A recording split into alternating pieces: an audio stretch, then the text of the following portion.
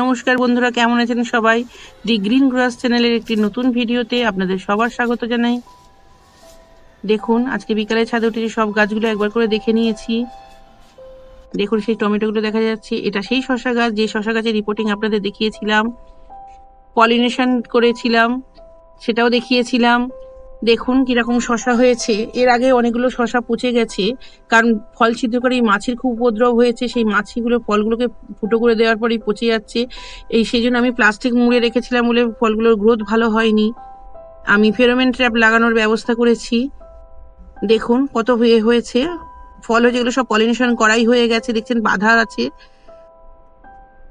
এটা একটা জোড়া ফল, প্রত্যেকটা স্ত্রী ফুল রয়েছে এখানে। আমি পলিনেশন করছি এবং সেগুলো সব প্লাস্টিক দিয়ে বেঁধে রাখছি। মাছির এত উপদ্রব হচ্ছে। দেখুন বন্ধুরা, আমার ভিডিওটা ভালো লাগলে লাইক, কমেন্ট এবং শেয়ার করবেন। আমার চ্যানেলটিকে সাবস্ক্রাইব করবেন। ধন্যবাদ।